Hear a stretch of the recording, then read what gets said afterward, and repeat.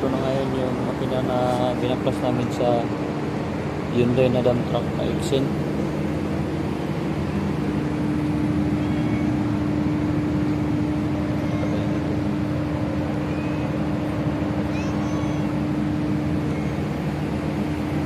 Ayan, bugasan na namin.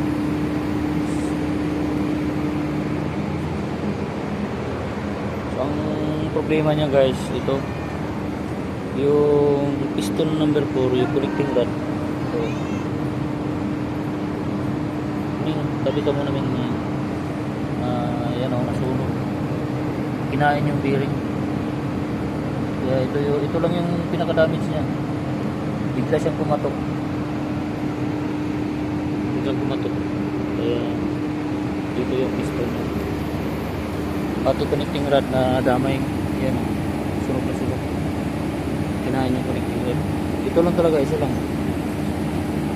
bigla siyang kumatok.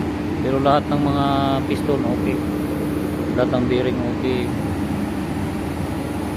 Yan lang, ito lang talaga kumatok bigla, piston number 4. So linis to, linis. Pag natapos ang linis, na-symbol siya na may bago na kaming crankshaft. Palitan ng crankshaft. Yan guys.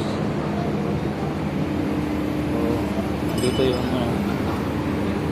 sulit kasi dalim. Muning ko lagi sunod-sunod doon. Muning ning sunod ko talaga lagi ha.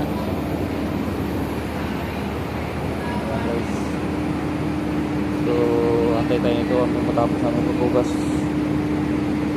ng symbol.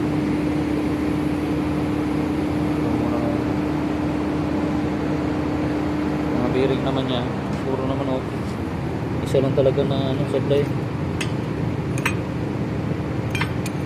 bigla na lang pumatok. Ito lahat ng bearing guys, walang ang kain halos oh. Talagang na ba?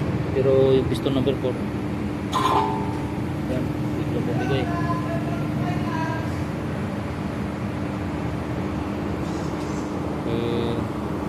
Yan muna ngayon guys.